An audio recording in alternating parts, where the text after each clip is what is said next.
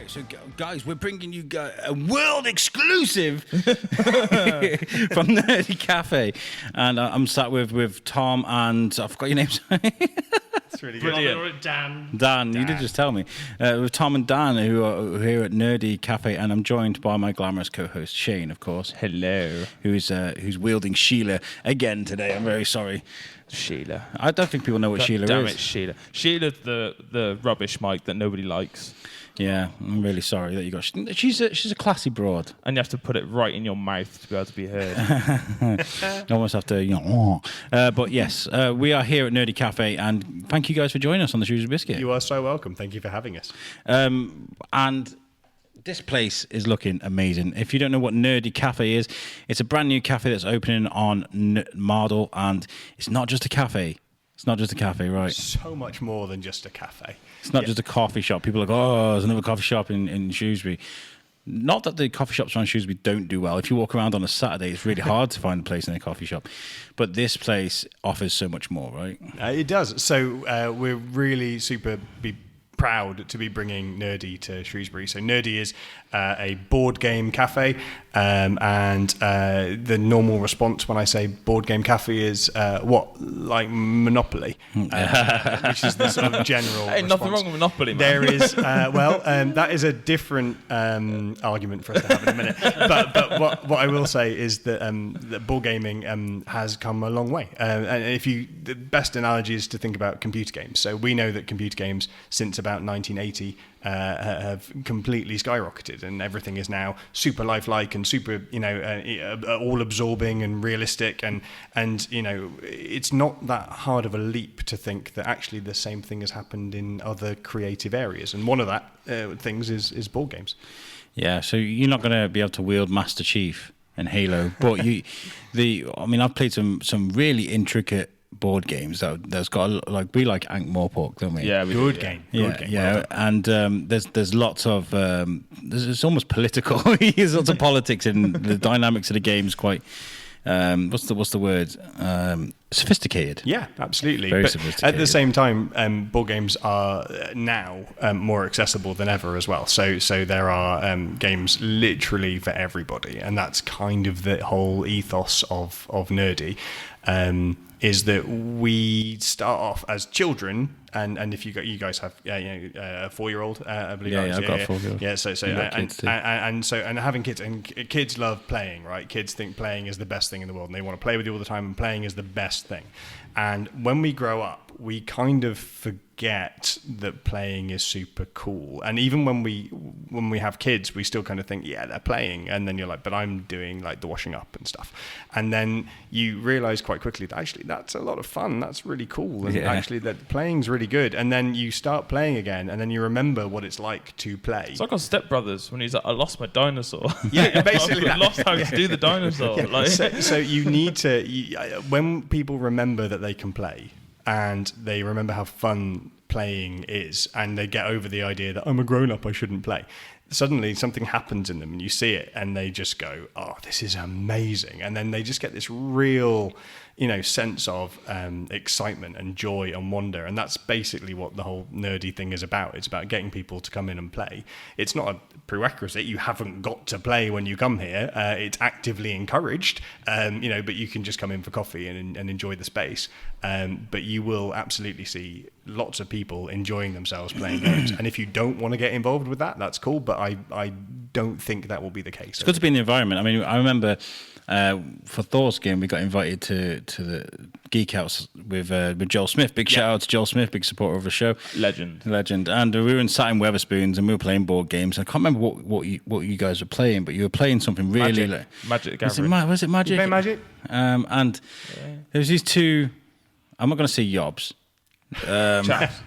That's non-gentle. very judgmental. There were two guys that weren't used to board games, and they were kind of at the slot machine, and they were kind of peering over, going, "What are they doing?" And I had to turn around and say, "Look, I hated board games about 6 or 7 years ago. I hated them. Yeah. I hated the idea, like you said, playing. I'm not a serious guy. I will play on the Xbox for 4 hours on a night off. But board games, I don't know. I don't know what it was. But my friend once was like, A big shout out to Jimmy, my co-creator of Thorskin. He was like, I'm going to bring around a board game and some beers. And I was like, oh, really? And he did. He brought around more pork. What's the card game with the Marvel superheroes with the cards? So there's a few. DC Deck Builder or Legendary. Legendary, yeah. Legendary. And it was the best night I ever had. It was amazing. Like, me and the wife and his missus, and then we played board. Honestly, like when you play Legendary and you win your first game as a team, because it's a team game, you're kind of like, wow, let's do it again. And I explained that to these guys, and I said, like, sometimes you just got to take the leap. You just got to do it. And they actually were watching the game and actually getting really interested and drawn in. That's all right, actually. Yeah, it's not bad, actually. Yeah. So, yeah, I feel that. It's like, I was going to ask you, like, what if you don't do geek or you don't do nerd? What if you don't do that? What would you say to people that don't? Yeah, I mean, so I think the big worry that people have is that something called nerdy or feeling like you have to be involved in these things is a little bit worrying, and people get a little bit sort of, oh, I'm not sure if it's for me. Basically, my argument is actually playing is for everyone. Everyone, when they get into it, everyone's going to love it, and it's a really weird thing that will happen. But again, you can still come in and just enjoy the space, whether you think it's because it's also a super nice coffee shop with super good coffee. Looks amazing, and so that in itself is going to be enough for people that aren't into the kind of the nerdy stuff. But we are not just mad about kind of board games. We are nerdy for pretty much everything, and that's whether that is going down the routes of things like Dungeons and Dragons or video games or art or performances and live music and all of these kind of things. You can be nerdy about everything, and I think that a little bit of, nerdy is just the brand. What we're really about is just inclusivity and bringing people together. It's a hobby, and like hobbies cover everything. Yeah, like I said, you can Love Island. People that are obsessed about Love Island. You're a nerd for Love Island. If people that like horse racing, sports, things like that. It's podcasts, things like that. Everybody's got their own hobbies and things. And we want to be a space where people can basically be nerdy about whatever it is they want to be nerdy about. The fact that we're a board game cafe, that's the icebreaker. Board games are an amazing icebreaker. You put a board game in front of a group of people that have never met each other before. They will sit down, they can enjoy playing it together, and instantly you've got that thing out of the way, that awkward elephant in the room. It's like common ground, isn't it? Yeah. You either win together, you lose together. If you're playing cooperative games, it's fantastic to kind of get to sort of know people, and it's great for team building and all those things as well. We've had interest from kind of corporate people want to come in and run these kind of corporate away days when they're going to come in, and we make them play cooperative games. And we've got an amazing new game called Team 3, where it's a premise of the monkeys, the see no evil, hear no evil, speak no evil monkeys, those kind of famous monkeys. And the idea is it's a building game with these kind of Tetris style pieces, and one person is the architect, and he can see what they're trying to build, but he's not allowed to talk. He's only allowed to show the next person in the line what the pieces are using his hands. Okay, the middle person in the line, he's not allowed to do anything except talk, so he can explain what's going on. And then the final person in the line is the builder. The builder has to build what is being explained to him, but his eyes are closed. Okay, so you've got these 3 stages of this kind of completely chaotic thing, and you put 3 versus 3 in this kind of mad building environment, and suddenly, it's going to sound like hell to some people, and it sounds like hell to me, but it is wildly fun just because everyone is just in a terrible position. No one knows what's happening. Everyone's panicking. Everyone's rushing and racing, and when it does pay off, everyone's like, look, I did a thing. We worked together as a team. And and then you get other people being like, I can't believe you didn't know what this meant when I did this with my hands. It obviously meant the orange one, you complete fool. And it's bonkers. You're sacked, by the way. Yeah. And so, but there are we basically we're sat at the moment in the kind of main cafe area, and we've got 3 massive 5x5 Kallaxes from IKEA, which are really big bookcases. Big up the Kallax, by the way. Everyone loves a Kallax, right? So Kallaxes are the world standard board game storage solution, and I don't really understand why, because they are somewhat limiting in their kind of squarey goodness. But we have split our games in 3 distinct categories. We have light, medium, and heavy, and that's not in terms of how physically heavy they are, but it's in terms of difficulty. So we've kind of got beginner, intermediate, and sort of expert. And that's not to say that you couldn't just pick up a game off the expert shelf and just play it straight away. I'm sure most people could. But in terms of getting people brand new to the hobby in, we're going to really encourage them to head to this shelf first, our sort of beginner shelf. And anything they pick up off that shelf, they're going to be playing in 5 minutes, and they're going to be right in there. And there are about 100 games on that shelf for people to kind of get involved with. Even Buckaroo. And that's the thing. So we're trying to get a real nice blend of stuff that everyone's going to know and remember and love, and that will include things like Buckaroo. It will include begrudgingly things like Monopoly. And it's, I'm not to say that Monopoly is a bad game. It's just that there are now so many other games that do Monopoly better than Monopoly does Monopoly. Which is, it sounds weird. Monopoly's a precursor, isn't it? Yeah. And Monopoly was never designed to be fun. I don't know if you guys know the history of Monopoly, but it was very much not designed to be. It was designed to teach the evils of capitalism. So everyone's like, "Yay, Monopoly!" Yeah. And they're like, then it weirdly, it was designed to teach the evils of it. It ended up getting robbed. The idea got robbed, and then it ended up becoming the ultimate capitalist sort of board game. So there's this wonderful kind of irony to it. But it's and obviously the Shrewsbury Monopoly is coming out, which obviously we would be idiots if we didn't sell it, being a board game cafe. But there are now so many great things out there, and I can see you guys kind of looking at it, being like, I'm looking at things that I've played. And there's a real, we've tried to get a really good selection, and this selection is just something that's going to grow month on month on month. We're going to be adding new stuff and keeping it fresh. There'll be more Calaxes before you know it. More Calaxes before we know it. It'll be like a library. It'll be like out here. Well, they do 3x2s, and I'm pretty sure there's a 10x10 Calax somewhere in the world. We could design one. Let's make that happen. Well, board games for me, but because I'm not I don't play board games like every week, every day. Yeah, they're usually like the things you bring out at Christmas or special occasions, things like that. What's that game I'm trying to remember where you have? It's a bit like a bit of Pictionary, a bit like model building, and a bit. It's got like a bit of everything. I've forgotten what it's called. But I went to see my family in Ireland, and of course they live in Ireland, so I don't see them that often. And we played this game, and it was so much fun. My sister is one of the most cooperative, one of the most competitive people in the world. Yep. She was going purple when people were getting things wrong and they're on a team, and she was getting really angry, and it was just so much fun. And if you can come and do that in the middle of town with your mates. Yeah, it's super good. It's what it is. It's flipping good. It's flipping good. And the interesting thing is that we've been really promoting the idea of obviously inclusivity and bringing people in. And the next generation are very young, and they're all into computer games and tablets, and why not? Because we've never had better competition now for kind of reading and board games than Nintendo Switches and tablets, because they're so cool, right? They're brilliant. They're so easy to use. They're so easy to play, and kids think they're fantastic.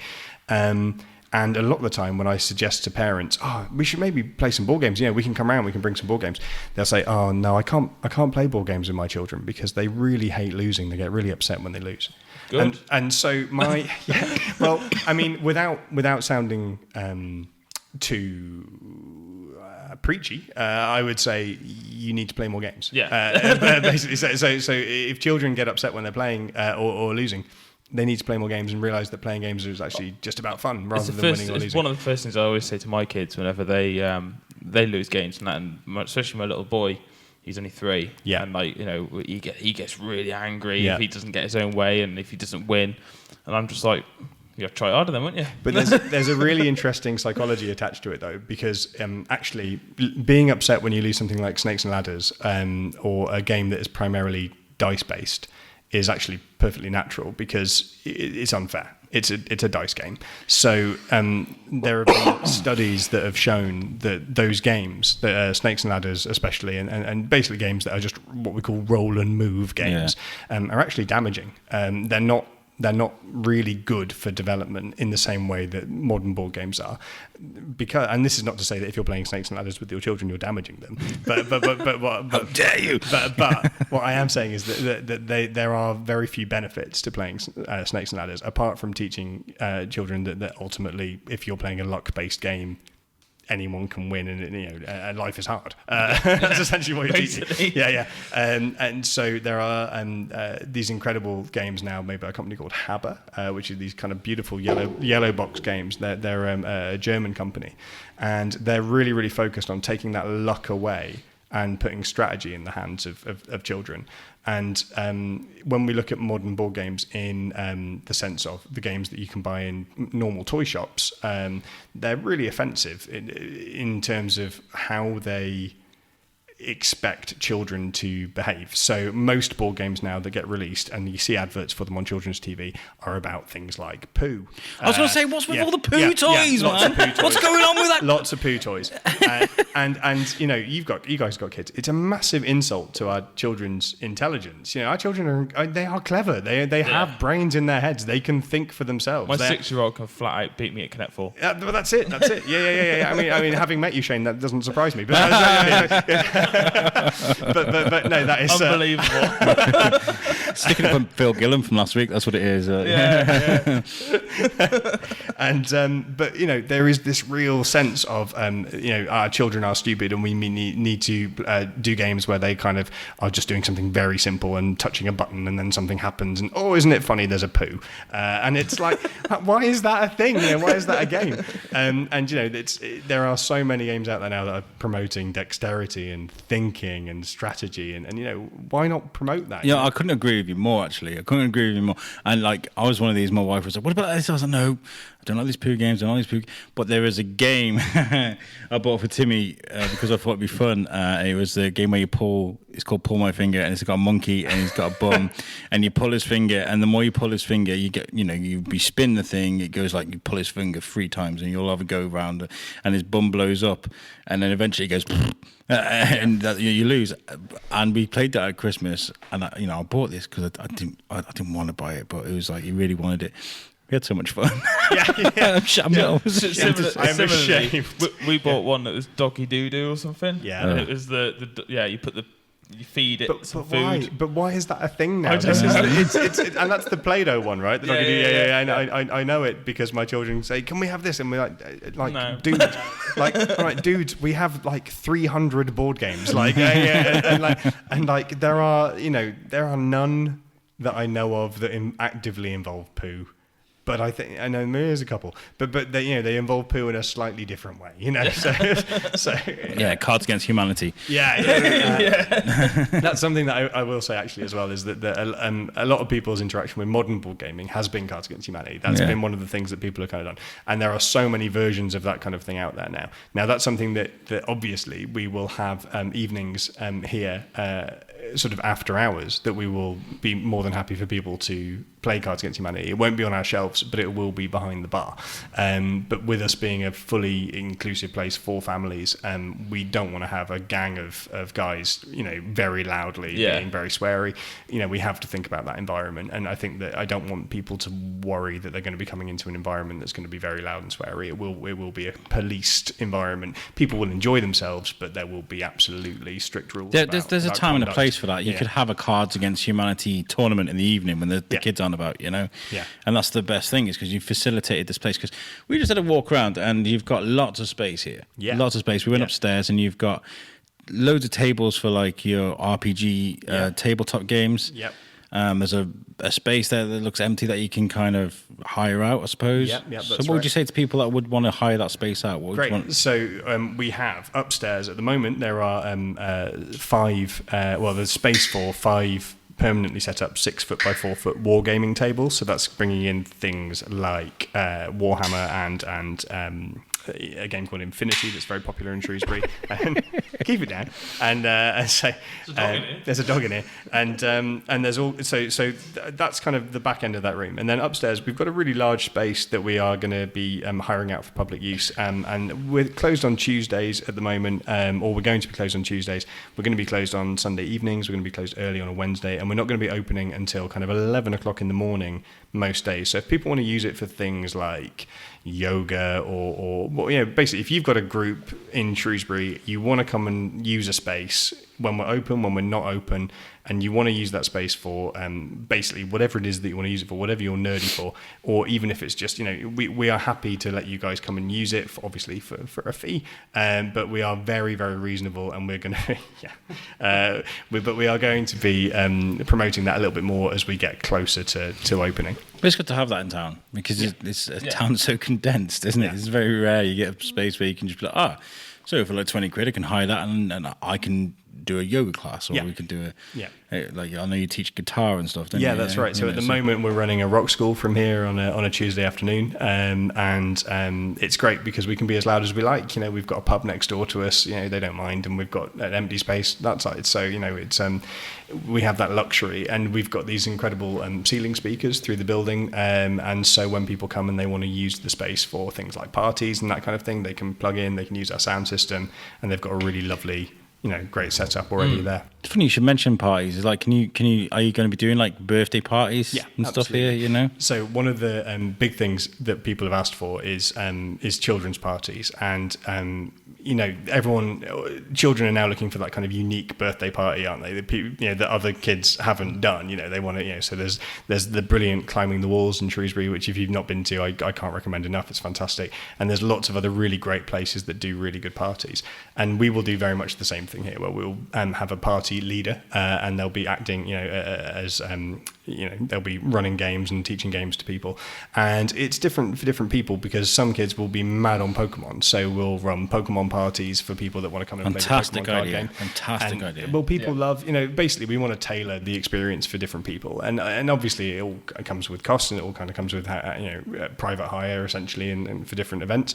But we want to be able to facilitate that as much as we can, really, because it's a great opportunity, and also kids love. Like I say, kids love playing. It's us that's forgotten how to. It's not the kids, So it's just about kind of giving them that freedom and that space, and also something that is a very different experience. And it's also more important than anything else. It's something that as grown-ups we can actively share with our children in a much more engaging way than some tablet-based activities and those kind of things. Tablets, great, fantastic, and you can engage with them in a way, but in terms of sitting around and having that time away from screens together, it is just the best thing, and it's so good. We have a game that we pull out when we want to. I love playing it. My little boy loves it. It's Loopin' Chewy. Yeah, fantastic game. Yeah. You got Chewbacca spins around on an arm, and you've got to flip him up out the way to save you. It's fantastic. So Loopin' Chewy is it was originally Loopin' Louie many years ago. So it was based on like an old World War II biplane that flies around. Yeah. Okay, and in the Loopin' Chewy, for whatever reason, because it looks more sci-fi, they only made it 3-player.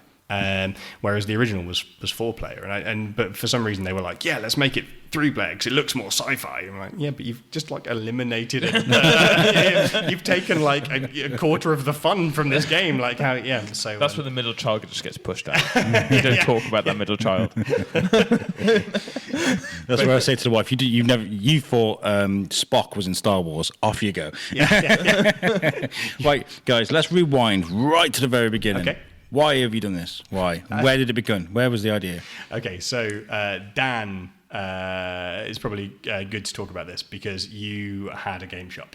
So where did this start then, Dan? So about 10 years ago, I ran a game shop with Andrew Fielding called Games Cavern. That was by the train station up on Castle Street. That then moved into the market hall for some years. Then I made the worst decision of life. Yes, that was by the bingo hall, wasn't it? It was. Yes, I remember that. Shop. I remember that. Yeah. Did mainly card games and some miniature games as well. Then did university, worst mistake ever. Then about 5 years ago, moved back from Birmingham. It's a lovely place. And set up Goldmain with Sarah Dunphy and John Phillips, who's still about when he's back from Russia. That was there for several years, which then Big Orbit took it over, moved it to Castle Street, where I met Tom, and then that went... We fell in love. Is that a phone in your pocket? And that's where I met Tom. That then went up, and we thought, if we don't do it, some other idiot's going to do it. And Tom pretty much had a library anyway. Most of those games over there are... what's the word? begins with a C. Collaborative. That's the word. Yeah, I'm getting good at this thing. Didn't do much English, as you can tell. Collaboration between Andrew Burns, Pip, and yourself. Yeah. And they've had over 300 different board games. I've put in about 7. So, big hitters. But yeah, about 7 of those are mine. But yeah, that's how it all started. Then we found this place, and a friend of ours just told us we were mad to do this, our chartered surveyor. Lovely Mark. In pleasant words, pleasant words told us we were mad. In not so pleasant words, a bit stronger. And as you can see, it's had quite a lot of renovation. It was a mess. See, I remember this place when it's a bedroom. That's sort of where my head's at. So walking around before, I was just like, this is so weird. Because I just remember coming in drunk. Like, whoever went to the bedroom sober. Exactly, right? So I used to what do you mean it was a bedroom? Okay, it's a nightclub called The Bedroom. And upstairs, there was an actual huge bed. And you could go and like sit on it or lie on it while you're drinking. And it was just it's just a gimmick. I was going to say that sounds crazy, but I remember there's a bar in Honky Tonks in Wrexham that I used to go to. They used to have double beds upstairs. It was, it was an interesting, but it's usually like, but you come here before you go over to Liquid. Yeah, back in the day, you get thrown out here into Liquid. Yeah, pretty much. That was up till. So yeah, I mean, like, looking around it now, like it's like a different place. Yeah, I mean, Dan's completely right when he said that some idiots were going to do it, and when we looked at this place, we said that place is too big. There's no way we can take that on. And then we looked a little bit more, and there was nowhere, and we were kind of running out of time. And then we went, yeah, we're just gonna have to do it, aren't we? And so we did, and it is still the most crazy thing I have ever done. Do you miss sleep? I miss sleep. I miss sleep. Yeah, sleep is like a distant dream at the moment because we've been just flat out trying to get this place ready, and we are slightly behind our initial opening plans, and mostly the reason for that is that there were some electrical faults with the building when we moved in, and they're fine now. Everything's fine. Yeah, everything's been completely. Don't touch the walls. Everything has been completely checked over. We've got our electrical certificate. It's all moved forwards, but there was a real sense of the building when we moved into the building. Derelict would have been a nice way of saying some of the states of some of the areas of it, and so with a lot of filling and painting and decorating and furniture and really just time, heaps and heaps of time. And you've done a splendid job. Thank you. You have done a splendid job because it looks utterly fantastic. I like the story you told me about the bar. Because the bar's quite. So yeah, the bar is it's my stepdad is called Phil, and Phil's amazing. Phil has put as much time as we have into this, but he also has a big proper grown up full time job as well. And full-time job. So he hasn't really had an actual day off for a long time, because any times he's not been there, he's been here. And he designed this monolithic bar, and you guys will see it when you come to see us. But it is a giant black bar built out of essentially kitchen worktop, but it is monolithic in its design. It's huge thing, and we effectively have put a kitchen in the sort of middle of this space. And it is a fully functioning, fully plumbed in kitchen, which is fantastic because it gives us so much that we can do, and we can get 4 people working behind there without it being a cramp. Because 3 if I'm there. Yeah, don't be Daniel. And so yeah, but we are not quite finished with it yet, but there will be lovely colour change LED lights running underneath it. Because why not? Because why not? And also the thing that we've learned is that blue LEDs make everything look cooler.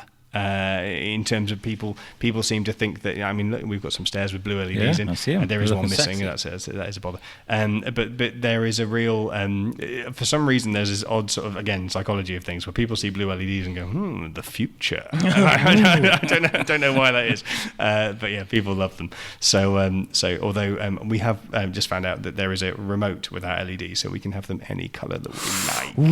So guys, if you're offended by, there's some guy looking in now. Ooh, he's having good luck. He's gone. It's fine. If you're offended by blue lights, you can change them to red. Yes, right? Green, whatever. We've just missed Pride Month. That's a shame. We could have done. Yeah, well, next year. But I mean, in terms of the reason why, it was just because we wanted there to be a space for the community. The shop was closing. We have a community of upwards of 50 people already.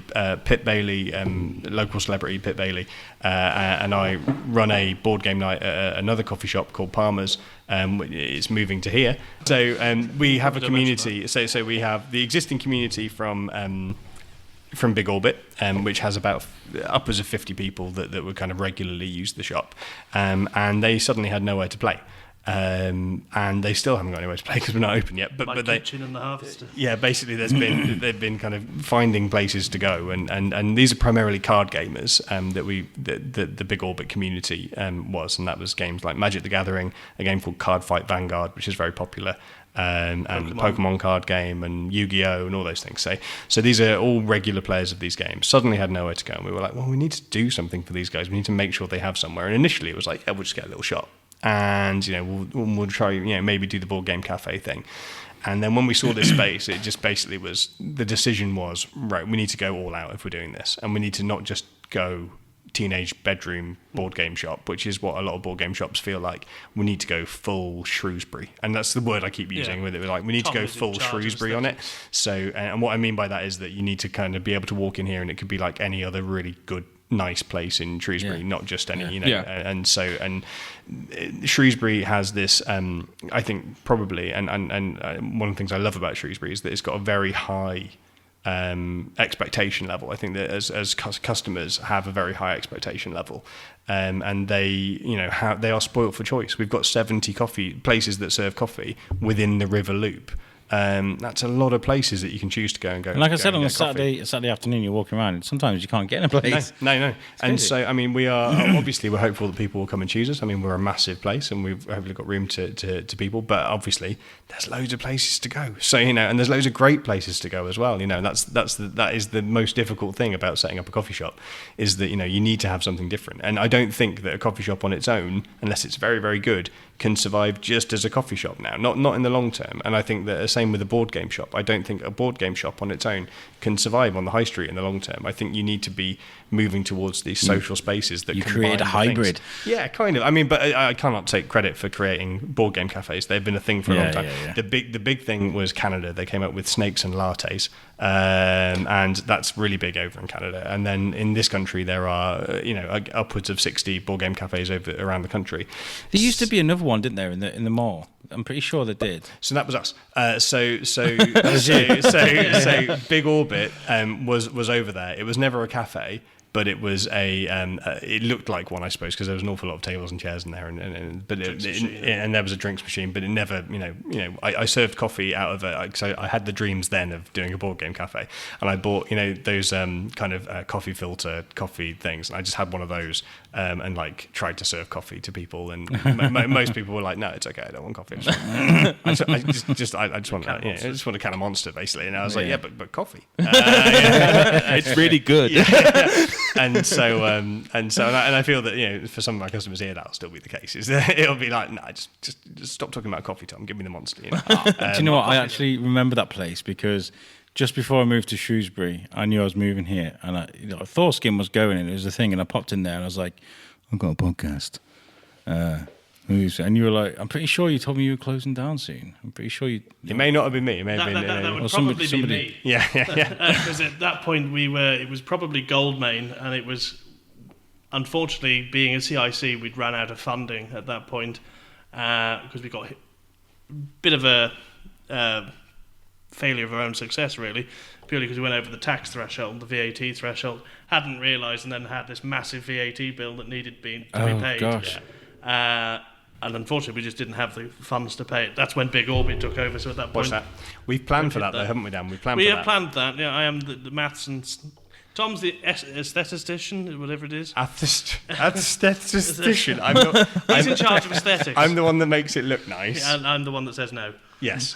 So when I say, Dan, I really want to put this on the wall, and it costs this much, Dan says no. And when I say, Dan, I've seen this really great coffee that's going to be really tasty, and it's like £3 more a bag, Dan says, I'll think about it. Yeah, so it's quite good. So it's good. So that's the kind of relationship that we've got. And it's good because basically I would have run out of money entirely by now had it not been for Dan being like, stop it, Tom, stop buying things. The coffees, going back to the coffee, someone who's opening a coffee shop absolutely detests coffee with a passion. I hate it. I can't. I drink it, my tongue goes, and I just can't drink it. However, the coffee that we're getting is actually quite nice in a flat white, even without any sugar. Yeah, so we're very lucky because we actually have, we weren't going to, but then it's worked out that we've actually got our own blend.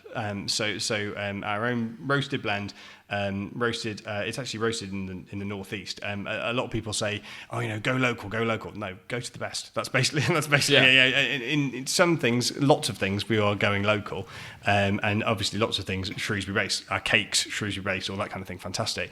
But Shrewsbury biscuits, roasting coffee, absolutely, yeah. And so, but roasting coffee is actually, it's an art, and so we've managed to get our own coffee, which will have its own name. Was it a bit of trial and error? Yeah, absolutely. Yeah, so it's taken a little bit of time, but we are super happy with the result, and we've got something that with us being called Nerdy Coffee Co., we figured that we should probably be nerdy about coffee as well, really, because it would seem science, like you said. Yeah. How does that work though? Do you go around different companies and go, "Send me coffee"? It's a little bit like that, but also, you enter that conversation with people where you say, "Look, this is kind of the thing that we're looking for in a coffee," But because getting a little bit nerdy about it for a second, if I may, there are more varieties of coffee bean in the world than there are of grapes. So if you think about how many varieties of wine there are in the world, now think about how many varieties of coffee there must be in the world, which is more significant. And then you've got mixtures as well. So absolutely. And then you get the blends and you get the strange kind of combinations of things. And where coffee is grown, the height that it's grown at, the heat that it's grown at, how long it takes to dry, all factors in the flavour. And then how long you roast it for, again, all factors in the flavour. But then carrying on from that, when you grind it, how finely ground it is, and then how long it takes to what they call extract, which is to run the boiling water run the hot water through the coffee to get the extraction. There's an extraction time period, and that extraction time period needs to fall within so many seconds. The reason is that if you under-extract coffee, it will have a completely different flavour to over-extracted coffee. Under-extracted coffee will taste incredibly sour and sort of bitter, incredibly sour and sort of citrusy, and then over-extracted coffee will taste very burnt and bitter. Yeah. So you kind of need to try and find that middle ground, and part of that is dialing in your coffee machine properly and getting that all set up properly.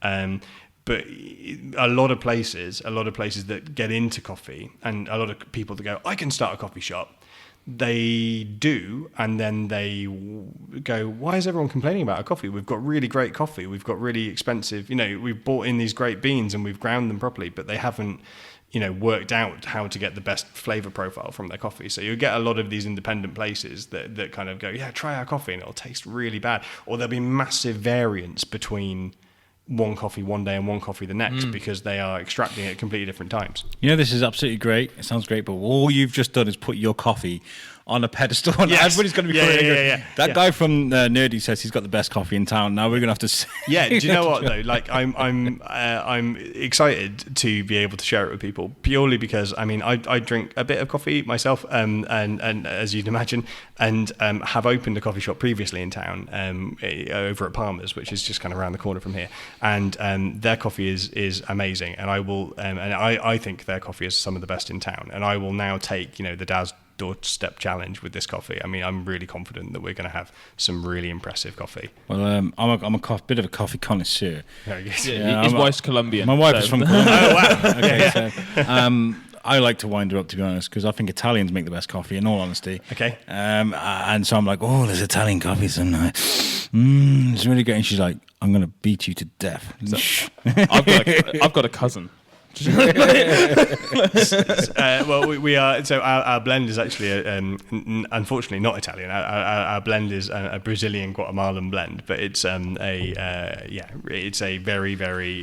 The idea is if you normally take sugar with your coffee, this is always the test, right? If you normally take sugar with your coffee, which you shouldn't do, but if you normally take sugar with your coffee, if you try this coffee without sugar, and you shouldn't need it. that is the mark of a really great coffee, is if it has that natural sweetness that you can kind of get out of it, and that's what we're looking for with people.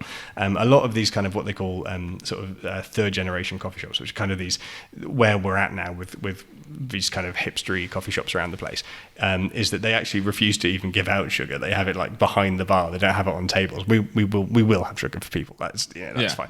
But a lot of these places like, keep the sugar back, and they're like, no, try it without first, and then have the thing, because the guys really believe in their coffee and they want you to experience it. I went to Chef Sophie a while ago, and they don't give out. That's why then. Oh, wow. Yeah. Well, they want you to experience it as it's kind of meant to be. I mean, a lot of people add sugar out of habit. Out of habit. I do that. Yeah, and that's fine, because inherently we've grown up on instant coffee, and we go, I have this coffee with this many sugars. That is how you have that drink. And if it's how you tasted it the first, it's again, if that's how you have that drink the first time you have that drink, then that's how you have it, because in your head you've made the connection. You've gone, that's what coffee tastes like. So as soon as you take the sugar out of it, you're like, this coffee doesn't taste like coffee now. Yeah, it tastes weird. So there's that real that sense of But I just want people to be able to. So you would say that if someone was to drink your coffee, at least try it first. Yeah, give it a try. I mean, I'm not gonna go around shouting at people and say no, don't put sugar in your coffee. But more sugar. He's like, starts growling from behind the bar, like, how dare you? But I think, but this isn't just for us. I think that this is for all kind of independent coffee shops and coffee shops around the place. If you normally take sugar in your coffee, just try it without. Certainly, if you're having a milky coffee, I mean, milk's doing half the work for you. Milk's mostly sugar anyway. So I mean, if you and it's just give it a go. It's better for your health as well. It is better for your health. Yeah. Well, as we've just spoken for about an hour and a half on coffee, this guy loves his coffee, by the way. No, seriously, come try out the coffee. It sounds amazing. You saying about you want to be inclusive and you want people to come here, and this is a great idea, and I think it's going to do really well. But the message I hear a lot on this show is cooperation and collaboration. Yeah. Is there anybody you would like to work with in Shrewsbury, or are you already looking to work with people? Apart from the biscuit, obviously. Apart from the biscuit, apart from you guys. Although this is great, I love this. And so one of the ideas that we have is actually to turn one of the back rooms, which you guys haven't seen yet. We have another sort of further back room. Another room? Yeah, another room. There's going to be storage initially, but we're going to hopefully clear it out and turn that into a space that will be a studio space. I'm a musician as well, so we'd love to have a space that we can use for recording podcasts, so certainly to do with board games and that kind of thing, but to have you guys along and do all those kind of things. That'd be good. So that'd be really good. And that's somewhere down the line, but it's one of the things that we'd like to do. And again, providing another massive thing is that we have a space that will eventually be a music venue, which is again very early work at the moment. But not only will it be a music venue, but it will be a live music practice space for local bands to be able to come and use. And there isn't anywhere like that in Shrewsbury at the moment. No. And we'd love to be able to, essentially we want to turn this space into a real community hub for people, not just for the board games, but for basically whatever anyone wants to use it for. In fact, there's a question I brought with me. My girlfriend does a lot of art. Yeah. And her brother has just come back from America, and he does a lot of creative writing. He does a lot of corporate writing and copywriting, that kind of stuff. Yeah. And funny enough, they're in town today, and he literally moved back on Friday, I think it was. And he was walking around, and he was like, "Where can I go to work?" Yeah. He was like, that does coffee, and in a coffee shop environment, but it's like quiet and like a library, but does a coffee shop kind of esque. And my missus and Lisa, she was just like, actually, to be fair, it'd be good to find somewhere where you can sit down, have good coffee, and do her art, do some drawing and stuff. Is that what you could offer here? Yeah, absolutely. I mean, like basically, we've got room, haven't we? Yeah. I mean, we're not short on space. I fully anticipate people are going to come in with laptops and work, because that's what people do in coffee shops. That is kind of part of the thing. But certainly in terms of art, we're lucky to again be working with some great artists. I mean, you can see there's a bit of art up around the place at the moment. Supplied some of it by Pip Bailey. Yeah, Pip Bailey. And a wonderful artist called James Armstrong that's done our sort of Shrewsbury themed and local area themed kind of pictures. We've got this kind of graphic work, and then we have these amazing in the window, and there's one upstairs as well. These beautiful, massive seascapes. He's done them as well. There is a loose tentacly theme kind of going through the shop with our kind of logo, and so there's sort of seascapes and things around as well, sort of a sort of tenuous. Yeah, because I noticed there's a specky tentacly guy hanging up outside. That's right. So he's our sort of logo is our he doesn't have an official name yet. We never gave him an official name. We opened the process, but didn't finish. Shane's good name. Yeah, so Shane's good name. Yeah, but lots of people kind of came up with kind of nerdy Cthulhu-based names, and he's loosely based on Cthulhu, which is the sort of. I like just Bob. Yeah, Bob's a good name. Bob's good name. And we have him in dice roller form and a few other kind of versions of him, and he appears on our membership cards and things as well. Did you design that, or? Yeah, so this is a design that we put together using. So I love, again, all the branding and stuff. I'm a massive fan of graphic design. I love graphic design, and I love being able to sit down and just kind of work on stuff. And so Nerdy is very much a passion project for me in terms of graphic design and branding. It all started about 12 years ago when I met my wife. She was doing a marketing degree at university, but had literally no graphic design skills. And so you're like, well, it was getting on 12 years ago. We met, we got to know each other quite well, quite quickly, and then I started helping her out, and we designed a coffee shop together, and that was our kind of first thing that we did together. And then now, 12 years on, we're actually kind of realizing that in real life, so which is really cool. Again, it wasn't a board game cafe 12 years ago. It was something completely different, but it was, the process was there, and I think that the design element is something that's really, really important to me, because again, it has to be Shrewsbury, it has to look the part, otherwise people just won't come in through the door. So yeah. I think you guys would benefit a lot from working with a lot of the places around here, places at the prison, or a lot of places. I don't know. Maybe you can work with the Sabrina boat and do our board game days on the Sabrina. Absolutely, or something. Yeah. So we love to collaborate with anyone. Basically, if anyone is keen to do any kind of collaboration, just get in touch, because we love the idea of working with as many people as possible. Dice and a slice with dough and oil. Dice and a slice with dough and oil. I love their food. Yeah, we love dough and oil. Yeah, dough and oil are amazing. So could you just come up with that now, Dice and a slice? Dice and a slice. Yeah, let's say yes. I'll say yes for now. Not rehearsed at all. No. But because we've got this amazing... killing me. We've got this huge kitchen space as well that isn't yet a kitchen, but it will be. And we'd love to collaborate with sort of local kind of food makers, and do residencies, so with that kind of street food and that kind of thing, and kind of get people in and use our kitchen, but pay us to hire the kitchen, but they can run Just Eat out of there if they want and send things off to people, but they can serve our customers at the same time, and that would be a really lovely thing to be able to do. Oh my god, my eyes just widened. Ooh, that sounds great. Like street food. Yeah. Let's get on that. Yeah. Well, look, I hope this takes off, because I'm totally in love with this project. I'm excited. I'm actually excited. I'm really excited. I mean, like you said, like you get a lot of. I mean, you've experienced it yourself. There's a lot of board game kind of places that do just kind of die, don't they? Yeah. Eventually. Yeah. But you've got like something really special here. The place looks great. By the sounds of it, it's going to have great coffee. The branding is just is on par, man. It's great, and I feel comfortable. I'd feel comfortable sitting here. Because I always find a coffee shop. I don't always. Now and again, I'll find a coffee shop to sit and edit. Yeah. And editing can take up to 2-3 hours. Yeah. I remember being sat in Stop Cafe up by Colum, and I was sat in there for about 2.5 hours just editing. And there's people like looking at me because I felt like I'd overstayed my welcome. I felt I've been there way too long. They're like, why is this guy not left yet? So if I'm in town and I've got a laptop and I need to do something, I'll definitely pop in. You are absolutely welcome. And that's the kind of the final thing, I suppose, from us is to do with our memberships, because I think there's let's cover that. There's a little bit of confusion, and it's we are not a members only cafe, and some people are asking, kind of, is it just for members? Is it just for members? So our membership system is literally just to give people access to our board game library. So the idea is that you can come in and play the board game library whenever you want. That's absolutely fine, but it's going to cost £4 a head, basically. And every other board game cafe in the country significantly more expensive than that. But if you come in, it's £4 a head. You can have access for as long as you like. It's not a timed thing. thing. Yeah. You can come in, you can take stuff off the shelves, enjoy it, bring it back up to us at the bar, and you can hand it back in with us. We'll check everything over, put it back on the shelf. That's kind of the format. With that £4 head, can you go and grab another game? Or you can, not just one game. You could literally pay £4, sit here for the entire time that we're open and play every single game on every single shelf if you wanted to. If you had that kind of dedication. If you become a member, and our normal membership is £10 for the entire year, okay? To become a member, you've just got to give us your name. Basically, that's it. We don't need anything else. We'll write your name on a bit of cardboard. If you want to sign up to our mailing list so we can send you exciting offers and all those kind of things as well, you can.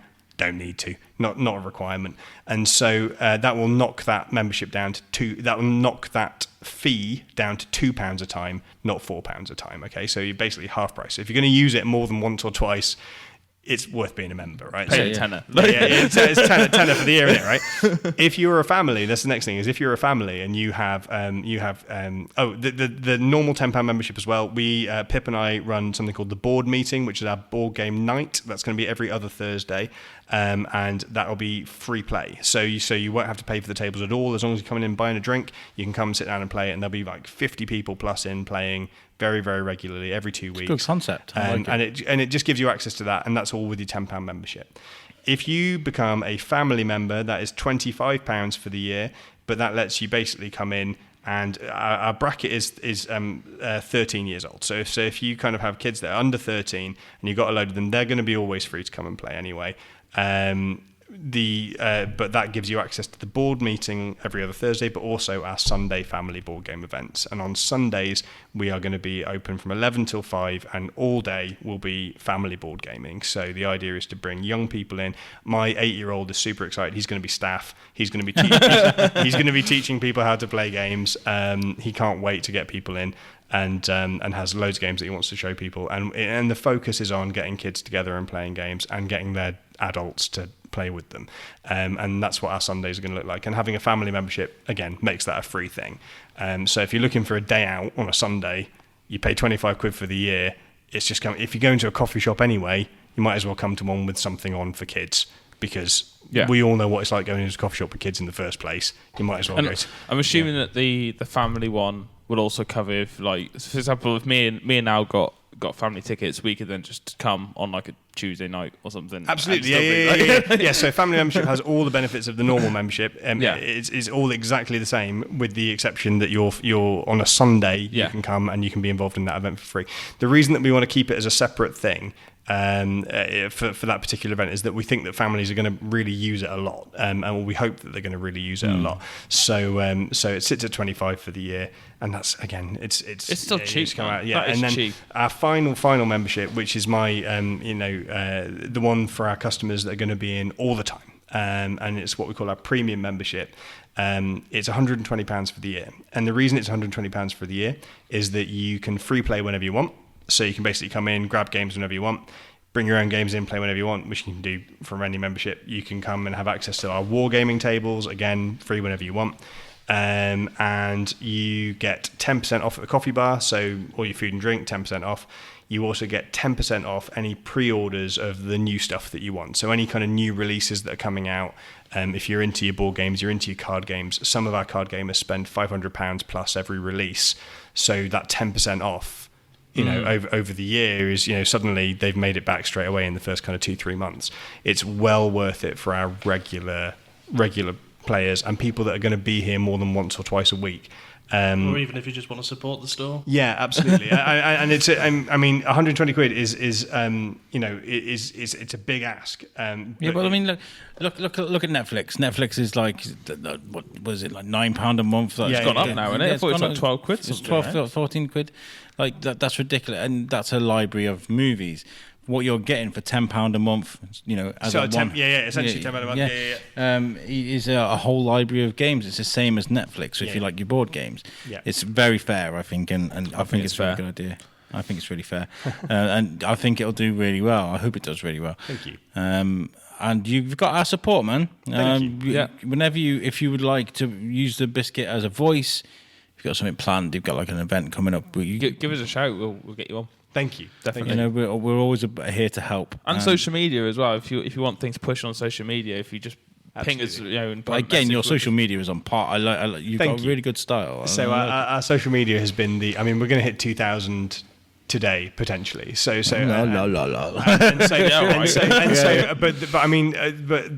that for us is just a testament to the community, and it's not, a little bit of it is our doing in terms of how we've voiced it. But so much of it has been the community that's been sharing and pushing. And as you guys know, social media, it's not to do with you, it's to do with everyone else making it happen. And we are we've had, stuff being shared by 130 plus people every time. And suddenly your reach just goes way up. And we're finding that the higher things go, the easier it is. So it's that initial struggle, but then as soon as it sort of hit 1,000, it was just kind of doodle and sort of does its own thing now, which is great. And we'd obviously love to see it kind of keep growing. And to be honest, we were so surprised because when we did our business plan, 2,000 page likes on Facebook was our year three target, not before we opened. So I mean, we love the idea that people are so excited about it, but it does add that layer of pressure to we've got Deliver. to make this right? What's the feedback been like before you've even opened? You said you got 2,000 people liking. What are they saying? So it's mostly just extreme excitement. People are just so excited to have somewhere different to come, and they are, I think that they are hungry for something that is offering this something different.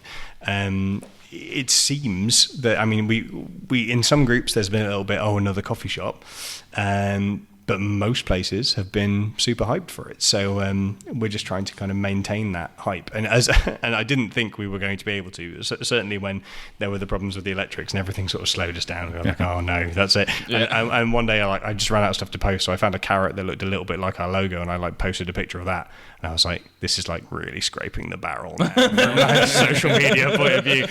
Here is a carrot that looks a bit like our logo. Nerdy Coffee Co. coming soon. And I'm like, oh god. I totally feel because with all the social media I do, sometimes I go on Instagram and I look at what pictures I've got that are interested in my, because I'm not taking anything, and I'll just scroll them. What have I got? What can I use?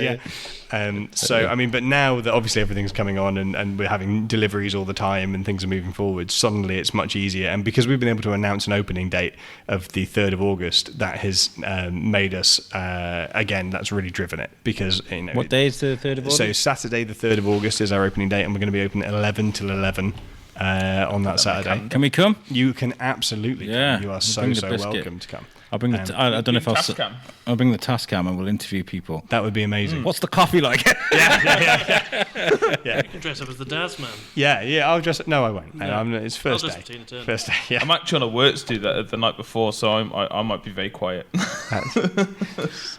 But we are here all day, so we're here 11 till 11. So if you want us to come in the evening on the Saturday, you'd be very welcome. Or any time on the Saturday, please join us along. Oh, we'll sort some. I really want to get involved. I'll be asking people how many sugars they got in their coffee. Well, guys, I hope this takes off. You guys are a credit to the town already, and you're not even open yet. You've given people a space to come and be them, and this is what I liked about Geek Out and about what Joel was doing with them. Is that he sat in Wetherspoons, but it still felt like a safe environment for people to just be themselves. Yep. And us nerds and us geeks, we're kind of. I can't put everybody in the same barrel, but we're a special breed. And not everybody will agree with what's different, and this is a place where you can be you be you be you, and you be you, and you be you, and you be you. So guys, make sure you add to the already amazing 2,000 likes they've got on Facebook. Look for Nerdy Coffee Co. on Facebook, give them a like. Pop by to the opening, and if you're walking by and you're a bit curious, just pop in and say, these guys are great. Who else is going to be? Have you got a full staff? So we've got 2 wonderful staff, and then an incredible array of volunteers that are going to be helping us out to start off with, and then hopefully in the kind of coming months we're going to be hiring fairly quickly. I think as long as the hype keeps up. As long as the hype keeps up, as long as we keep getting our customers in, we'll be able to get some full-time positions. Get a guy spinning a board outside. Yeah, that's what we need. Everyone loves to that could be you. We are super excited because on our opening we have got I think we'll be visited by Boba Fett from Star Wars, and a few other kind of big, kind of cool characters are going to be hanging around as well. I want Boba Fett to be just sat in the window reading a newspaper. I just think that's going to be super cool. You should get some board game designers to come in and do some sign-ins and stuff. Yeah, so again, there's so much to talk about, and I'm sorry because I realise we're kind of going on, but the a lot of board game designers want to do prototyping and playtesting, and we're going to be having playtesting events as well as things like Chess Club and Scrabble Night called Night on the Tiles, and all these kind of inclusive games for all kinds of people. So people of Shrewsbury, if you think you're great at chess, Night on the Tiles at Nerdy, make it happen. So good. Do you want to do voiceovers for our? I do. He is actually a voice actor. I am. Yes, I am. Okay, guys, thank you so much for joining us on the Biscuit. You've got our support, like I said. Yeah. Where can people find you? Last thing to say. Where social media things? So Nerdy Coffee Co on Facebook, Nerdy Coffee Co on Instagram. That is the best place, and we have a website in development at the moment, which will be eventually nerdycoffee.co, which is nice and easy. But that's not quite there yet, but it's on the way. So and we'll hopefully might need to employ some sort of booking system if we're as busy as we think we're going to be. So how exciting! Yeah, awesome. Anything to add, buddy? No, I'm good. I'm buzzing. I'm genuinely buzzing. Great. I'm really excited too. Guys, make sure you give this episode a like and a share and a subscribe. If you've got anything to add, like you always say, make sure you drop us a line. You can speak to us on Facebook, or you can email us at Shrewsbury Biscuit, shrewsburybiscuitpodcast@gmail.com. And yeah. That's it, I think. Yeah, that's it. Yeah. Good. Right, guys, peace out. Thank you very much. Thank you very much. Well done, everyone. Well done.